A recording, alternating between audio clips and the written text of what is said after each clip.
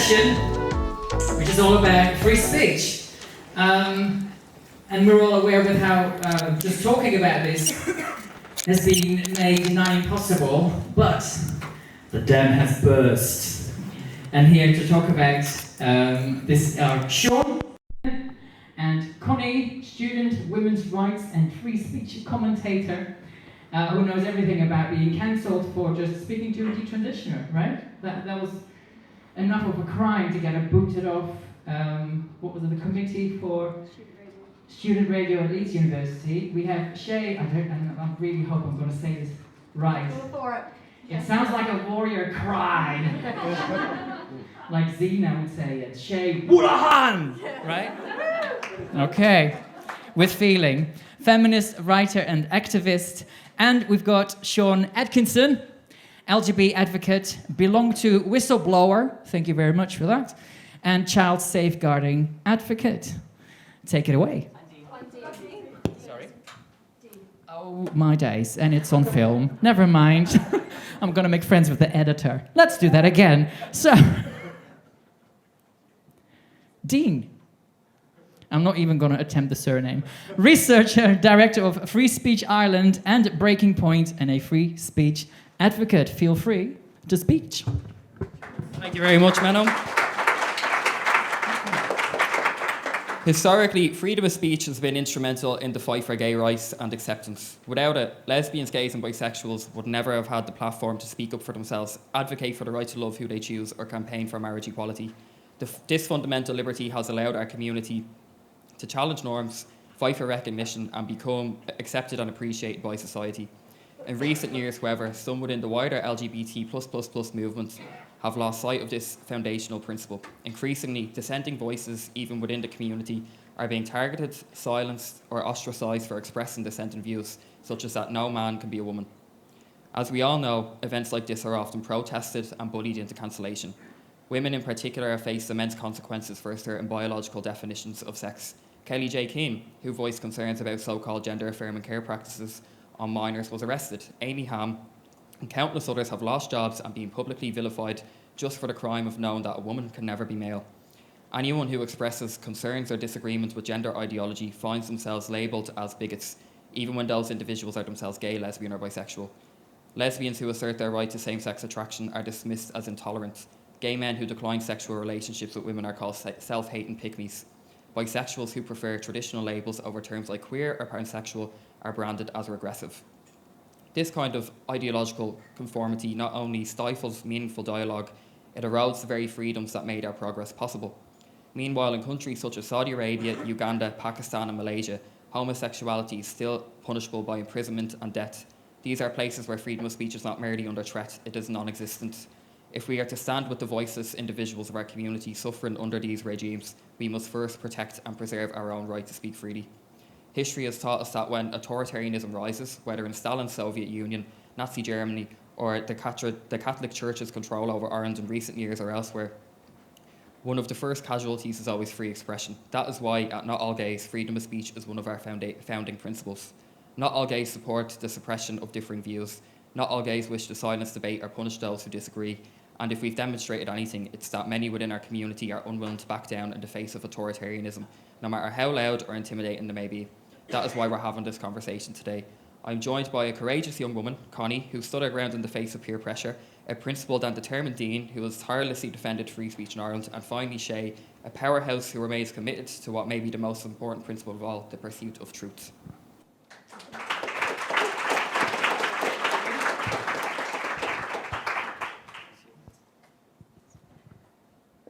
I'm going to come up to the podium to speak. Does everyone hear me okay? Yep. Perfect, that's great.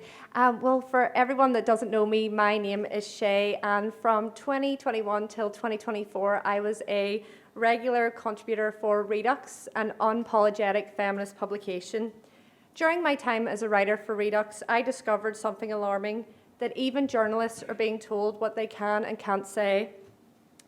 In 2022, I reported on a story out of New South Wales, Australia, about a man named Riley J. Dennis, who had started competing in a women's football league.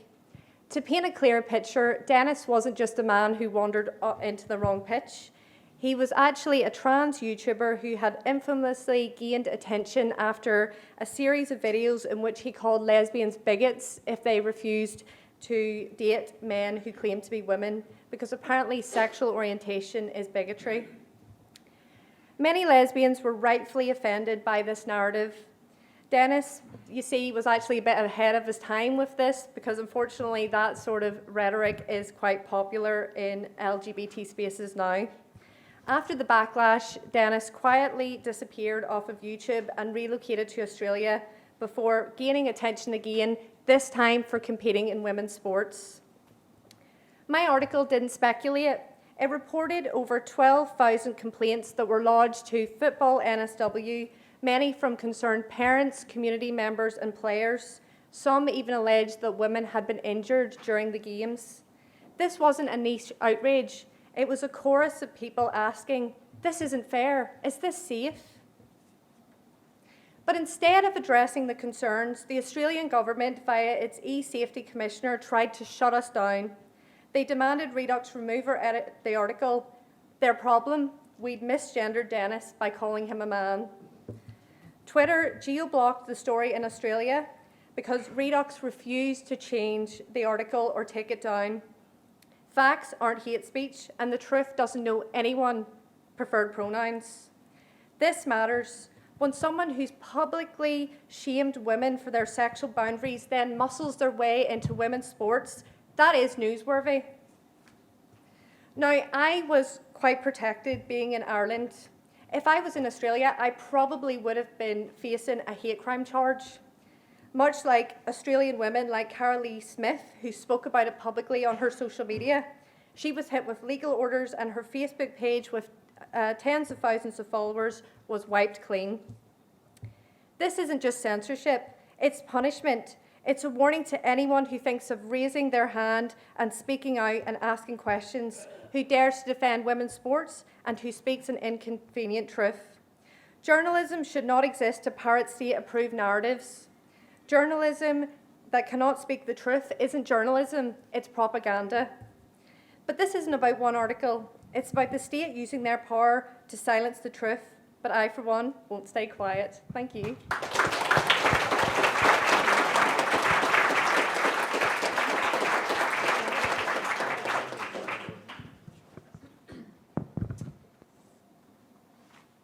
Hello everyone, thank you very much for having me here. I was honoured to be asked to speak at such an amazing event.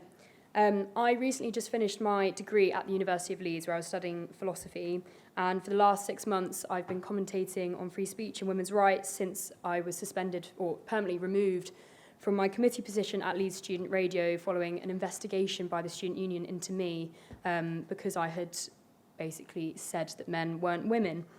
But I haven't always understood the importance of free speech, and I think often the best way that we can counter what is going on at the moment is to really try and understand what drives people to adhere to basically woke ideology. So during the 2020 lockdown, I was 15, 16, and I really bought into being woke. By woke, what I mean, I think my favourite sort of definition is what Connie Shaw describes as an obsession with victimhood ideology. Now, I only had one card to play, and that was being female. So I saw it as my duty to recognise my privilege and make sure that I uplifted the voices of people who were less privileged. And within sort of the sphere of being woke, that meant that I also just blindly and of course believed that trans women were women because I didn't see what harm it could do. Just let people live how they want. It's, and I think also I had a real satisfaction in feeling that I understood something that my parents and grandparents didn't. And it felt like I could solve equations because I understood the terms. So, for example, I understood that trans women who were attracted to other women, and because trans women are women, that included other trans women, that meant that they were lesbians. And I try and explain that sort of equation to my parents, and I loved the fact that I understood it and they didn't.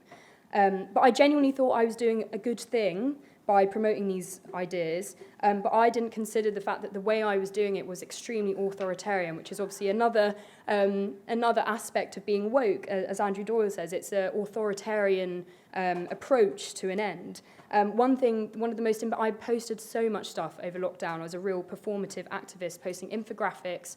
One of the most embarrassing things looking back on, considering what I talk about now, was a cartoon picture of a vulva, the same picture side by side, and one said man, and or man / non-binary, and the other said woman. It says your body or genitals doesn't define your gender. And I added my own comment saying, and if you don't agree with this, you're simply transphobic. And I really thought that policing people's language was an appropriate way to deal with those who weren't falling in line. And on one hand, it gave me a false sense of power, because firstly, who the hell did I think I was? But secondly, it was a powerful thing, because we know what that can do. When lots of people try to police other people's language, it has real impact on people's livelihoods. But by the time I got to uni, I sort of grew out of it, and I think I'd become sick of myself, found myself quite insufferable. But also, I had always had views that didn't fall in line with woke ideology. So I had always been critical of Islam, and openly so. And Christopher Hitchens was my first sort of intellectual idol.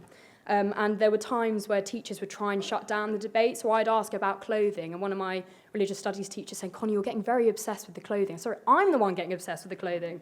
And also, by the end of sixth form, it was the first time I questioned trans ideology, and it was actually because I was asked to interview a trans student in my year, because I ran the Feminist Society, so I was, of course, like a naturally appropriate person to do this interview. And after the interview, I just thought, God, we're really reinforcing gender stereotypes, and I thought as feminists we were moving away from that, and that planted the seed in my head. And then by the time I got to uni 4 months later, just trans stuff everywhere, pronouns everywhere, Pride Progress flags, and the Gender Expression Fund, which, you know, I'd be impressed if you can find a university that doesn't have one of these. And it is a grant that students, trans, non-binary and intersex students can apply for £50 to buy things like makeup, binders, tuckers, piercings, haircuts. And I just thought, oh my God, this is just so ridiculous. So yeah, by the time I got to uni, I'd sort of grown out of it. But sorry, I've just lost my... And so then by this time last year, I was beginning to peak. And that sort of feeling of power sort of diminished, because I realised that there was more power in being able to have a constructive debate with someone, rather than just saying, you can't say that because I disagree and also it's harmful. And now at university, it's such a shame, because opinions, lots of students, or at least the vocal minority, opinions are equated with violence. Students think that they have a right to not engage or witness with something that they disagree with or find unsettling. So some students, when Maeve and I set up the stall on campus the other week, some students said that, yes, freedom of speech exists, but not freedom of consequence. It's like, what do you mean not having the freedom of consequence when it's a legal view? But they still believe that an appropriate way of dealing with someone that you disagree with is to silence them, and hence our stall was ripped down by a male student. Another male student at the time, it was a respectful conversation, but he looked us in the eyes and said, "I like being a girl with a dick." And that was very unsettling to hear, but Maeve and I understand, and of all of us here, understand that it is their right to say that, and by all means say it, because you're peaking the world by doing it. But other students, lots of students don't appreciate that. They think that if something makes you feel upset, then it shouldn't be allowed to say it.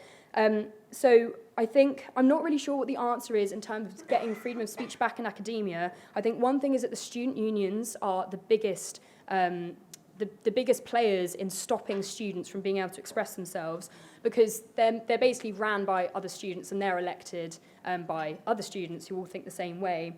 And also, student unions were removed from the Higher Education Freedom of Speech Act, which was originally a Tory bill, or a Tory Act, which Labour shelved and called it a Tory hate charter, and then they've watered it down and passed it again, but they've taken out student unions, so they're not held to the same account as universities are.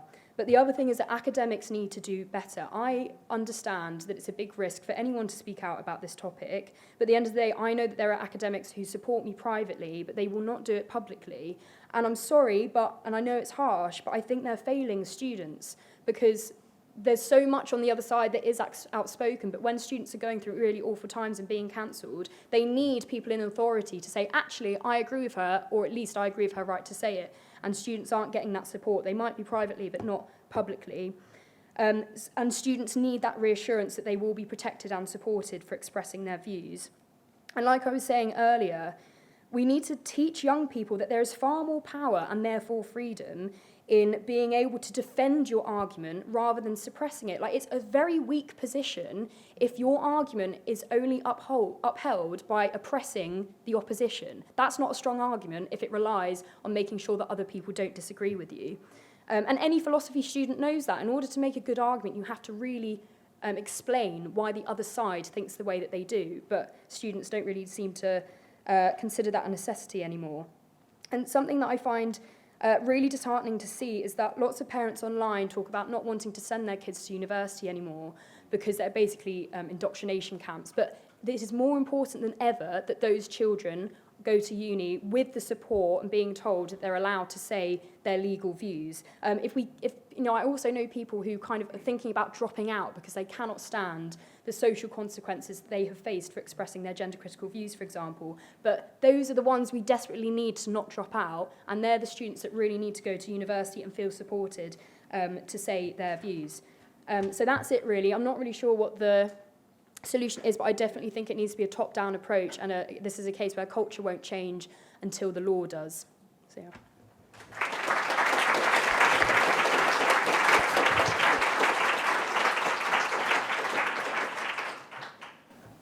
So I'd like to thank NAGS again for the opportunity to speak tonight, or today. It was a very great event.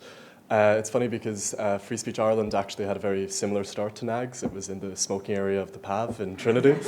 But basically we formed to oppose Helen McEntee's hate speech bill. Our kind of main concern was that it criminalised hateful speech, but also the possession of hateful material.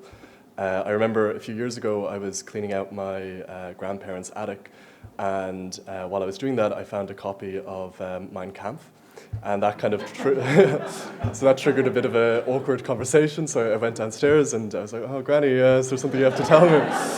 And so apparently the book belonged to my cousin when he was studying history at UCD, but under this law, possession of that book, of hateful material, was prohibited. And unless my grandmother could prove that she had Mein Kampf for artistic or academic purposes, she would have been in contravention of it. And it might sound that like I'm exaggerating by saying that Helen McEntee was going to drag my granny to Mountjoy.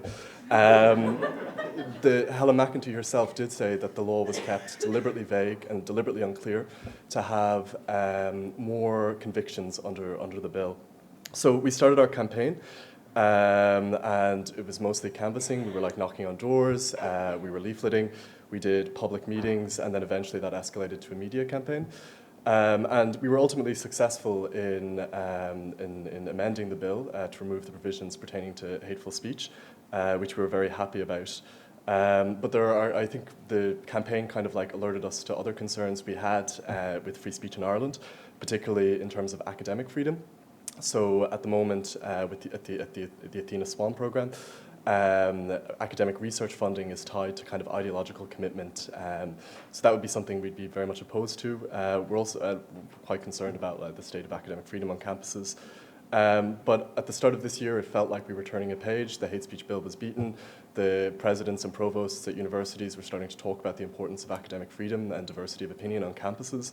Even the Taoiseach was saying that it was important to hear alternative opinions. So we decided to found another group called Breaking Point to kind of host discussions on various different topics. And we held one of them recently at UCD on the topic of Is Ireland Safe? But ironically, that was cancelled for safety concerns. So that was a bit ironic. But anyway, the event went ahead, but it was disappointing. We invited the president of UCD and their dean to attend. They didn't attend, despite expressing support for academic freedom and freedom of speech. And I was saying to Con, one of the lads from Free Speech Ireland, that when we were setting up Breaking Point, I was really happy that we turned a page. We're finally able to talk about something other than freedom of speech, but it just seems that every time we're like dragged back into the same debate. But yeah, thanks very much.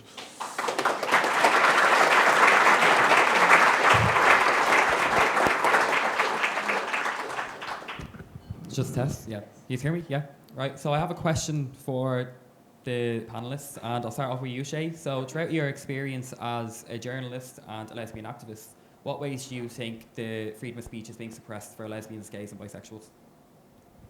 Yes, is this working okay? Can you hear me? Yes, I absolutely think that free speech for lesbian, gays and bisexuals is at risk at the moment. The ironic thing is that a lot of times our free speech is being hindered by the very laws that were put in place to protect us in the first place. There was a recent case in Brazil, Redux reported on it back in March, of a feminist lesbian activist, Karen Bazzino, who is currently under criminal investigation after she made a joke on social media that an archaeologist was transphobic for identifying a 3 million year old fossil as female. Brazil does have quite stringent laws when it comes to hate speech, and she could face up to 3 years in prison if she's found guilty. The shocking part about this is that she's being criminalised under anti-homophobia laws as a lesbian. So these laws were put in place originally to protect people like her, and now they're actually being weaponised against people like her. And I really think that this should be a wake-up call. You know, we need to call this out before more lesbian, gays and bisexuals are ostracised or silenced or even criminalised. Thanks very much for that. And Connie, obviously you've dealt with a lot in college. They tried to silence you, they kicked you out of your the student union and everything. What ways do you think universities can support students who want to speak freely instead of what they're doing now, which is just silence them and punishing them for expressing unpopular views? Well, first of all, I would say, like I already said, student unions need to be included in Higher Education Freedom of Speech Act, and governments need to tell universities that they must follow the law. I mean, that sounds ridiculous, but so many universities have come out and said, we won't bother with it. Like my university, University of Leeds, their statement, because all universities had to make a statement on the Supreme Court ruling, they said that, so currently at the university, the policy is that people can use the facilities based on how they identify, so no single-sex spaces exist at the University of Leeds. And their statement after the ruling said they'll only change their policies if there's a legal obligation to do so. So it's a variety of things. They just need to be told that because ironically, in the ECHR, freedom of speech is specifically protected almost to a further extent within academic settings. And that is just not being upheld, at least on university campuses, and student unions and universities are very different. So yeah, student unions need to be included in the Higher Education Freedom of Speech Act, and academics need to start pulling their weight and defending people publicly, because it is not enough to send an email and be like, here's a listening ear if you want one. No, go and tell my student union that they're discriminating against me on a protected basis, on a protected characteristic. They're just completely tyrannical. So something needs to go on about student unions. Again, I'm sorry, this is very not concise. I don't know what the answer is, because sometimes it does feel like a completely lost cause. And Jack was saying earlier, do you think that universities should just be torn down? Sometimes I think yes, but we can't do that. But yeah, I think it's student unions that are the problem, but also culturally, students just, they think that they can get away with anything and silence anyone they want. They're also, it's just not an education. If you're not exposed to views that make you feel uncomfortable, that is not a good preparation for real life. You don't go through life never seeing anything that makes you think, oh, why would you say that? And they're not being prepared for that. And that's not an education at all. So that's why it's just on the most fundamentally basic level, that's why it's important. I think it just goes to show that that's exactly why conversations like this are important, because we don't have the solutions for a lot of this, and you find solutions by arguing with people who you disagree with and coming to a compromise and sharing your ideas, but we're not doing that at all. And Dean, throughout your years of advocating for free speech in Ireland, what kind of challenges did you run into? Did you see any other groups campaigning in the opposite direction? I think there's kind of a bit of a narrative that it was kind of only the right in Ireland that was opposed to the hate speech legislation, but it was actually quite a diverse ideological grouping. I know obviously you had people like Sharon Keoghan and Ronan Mullen, but in fairness, PBP was very, very strong on opposing the hate speech bill as well, which we were very grateful for. And even within the government parties that were bringing forward the legislation, we knew during the campaign that a lot of the backbenchers were very hesitant or kind of unclear about why they were promoting this. And I think it was Oliver Callahan, I think, from Laois, Fiann Gael TD, who said that in the context of talking about the hate speech bill, he said that he would have more power as a low-ranking member of the vociferous NGO than he would have as a backbencher in a government party. So we do think that this was pushed largely by the NGO class that were opposed to freedom of speech. And then obviously more recently, I suppose, you have a new campaign, I think it's called, they're calling it the Leprechaun Law or something, which is to basically expand Ireland's hate speech legislation. But I took a look actually this morning at their petition, which they launched I think about 2 months ago, and it still only has 156 signatures. So we're doing well. Yeah, I think on the Leprechaun Law thing, it's that whole campaign is run by young people, so I think it's great to have us oppose it, because we're all like relatively young. I'm pretty sure, I don't know, maybe Dean's about 40. But moisturizer isn't working. literally, a lot of us though, or a lot of people would assume as free speech advocates that we are pro-hate speech, that we just use that as an excuse to spread hate or to say, you know, horrible things about Jews, gays, trans people. But in reality, that's not the case. If us protecting free speech is protecting their free speech. Like, I've no issue with people I disagree with spouting their nonsense and making a show of themselves the way I look at it. But they should feel the same way about me and think I'm spreading nonsense and making a show of myself. But for people who do think that, what you have to say, that think that we just are trying to promote hate. Yes, so I think a part of the problem at the moment is that hate speech is being redefined to mean offensive speech. I think hate speech should mean speech that encourages violence against a group of individuals or an individual. But what we're seeing now is hate speech being redefined just to mean any speech that someone finds offensive, which is totally subjective, because what I find offensive and what you find offensive are completely different. So how can we possibly legislate on offensive speech? And I think the whole entire principle of free speech is to protect speech that others might find offensive in the first place. So I am opposed to hate speech, but when I say I'm opposed to hate speech, I mean actual hate speech, not just something that might make you a bit annoyed or you might find offensive. I think that individual does have a right to say that. I suppose maybe the difficulty with free speech activism is that you end up having to like defend the right to speech of people whose opinions and views are quite like abhorrent to you. But I think it's a point that like where we see like free speech, like say if you take America for example, like a lot of the great free speech wins were done by activists that defended people with really abhorrent views. Like I think it was in one case it was Jewish lawyers from the ACLU were defending members of the KKK, but that actually delivered really strong protections for freedom of speech. So I think it is difficult, but I think it is important as well to stand up for abhorrent positions. No, you don't have anything to add now? Right. We're running over a little bit. What time is it now? I should know this because I've got 2 phones. Right, it's 10:02. Shall we just take a couple of questions? You're reaching for the mic. Yeah, thank you so much. It's been great. So, some people believe that the younger generation are more captured by woke, or however you want to call it. And it's more older people that are pushing back. But then one fear people have is one day people in their 20s now are going to be in Parliament and, you know, in their 40s and 50s. Do you guys have any thoughts on that? I know that obviously you're exposed to people, you know, your age and everything who probably agree with you. So maybe there's more people than we think. Or is it a case that this is a ticking time bomb and we need to sort of de-radicalize people before they get into positions of power?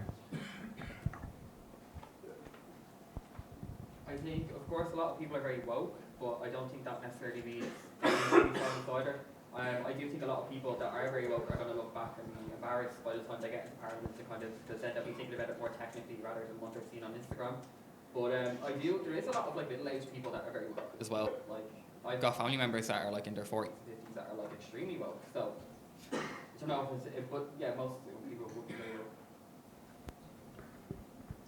I'd actually say that I'm very optimistic maybe about a generational shift.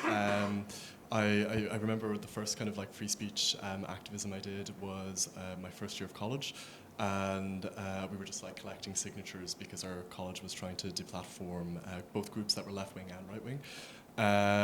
But I remember as we were going through the campus, which was kind of considered quite a left-wing campus in Ireland, people were like coming up and shaking our hands and like clapping us on the back and stuff. So I do think, well, there is a vocal minority. I think most people are either apathetic or like sympathetic to us on these sorts of issues. One more question. Okay. Hello, I'm Matthew from Newcastle in England. My question is, isn't the solution money, in the sense that we have a lot of people who won't raise their head above the parapet, but may be able to finance us? And where there's power, where there's money, there's power. Well, I think almost everything kind of comes down to money. I do think, yes, a big problem that a lot of activists have just in any area, whether you're free speech activist, gay rights activist, feminist activist, is that the people that are usually the most impacted by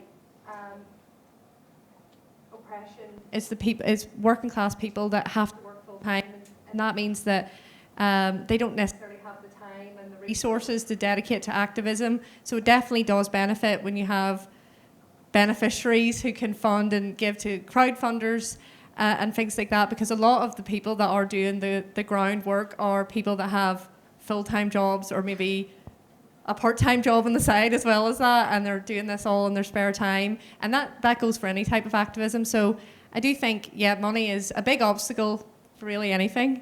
So if anybody has any money, please donate. I'm not sure what the situation is in Ireland with the Free Speech Union, but that is where things like the Free Speech Union come into play, because anyone can be a member of that, at least in Britain and Northern Ireland. I think. Yes? Yeah, but not sure about Ireland. Okay.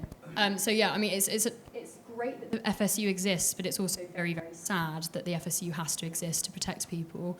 But also, in order to get the funding, you almost then have to go even more public. So it's almost, it can make it even worse if you're not, I was in a very lucky position where I wanted to go into journalism, hence I was involved with student radio. So I thought, well, I might as well, try and turn a bad thing into a good thing. But not everyone wants to do that. And, I'm an exception in that case. So yeah, obviously, if you're not a member of the Free Speech Union, you are worried about it, and you do live in an area where the FSU operates, and I can't recommend it enough to become a member. It's just like insurance, basically, in case something bad happens, which is ridiculous that we're in that situation. But yeah, I think in some ways money is definitely the solution to these things. It is reassuring, though, that there have been a couple of cases where, for example, in Norway, there was a lesbian who was being investigated by the police for saying men can't be lesbians. That was dropped. So I say reassuring in terms of the end result, but obviously she still had to go through that process. And as they say, the process is the punishment. In Scotland, there was a woman who was being investigated because she retweeted a picture of some ribbons tied to a fence, which was deemed to be an offence. It wasn't, so those charges were dropped. But again, I think that took like a good year for those charges to be dropped. And there's a gay man from Iceland who is now facing criminal investigation for saying that men can't breastfeed. So we'll just have to wait and see how these things pan out. But in the meantime, what we can do is be as visible as possible, like you did last Sunday when those men got their moobs out. And you were there with a very different message. And I think it's especially, you said, or sort of Maeve was saying, that we're happy to meet them where they are. Because they come to us and they protest and they show us their true colours. We can show our true colours when we go to their events. And the contrast between, have you seen the pictures from last Sunday in London? The contrast between these men that are standing there topless and are screaming down a microphone or a megaphone, whatever, saying bizarre things, and then just 5 young students standing there with a banner that says sex, not gender. Protect women's rights. It's so simple. In a way, sometimes I wonder, what will it take? It takes a lot, and that's why we all have to keep speaking out about these things.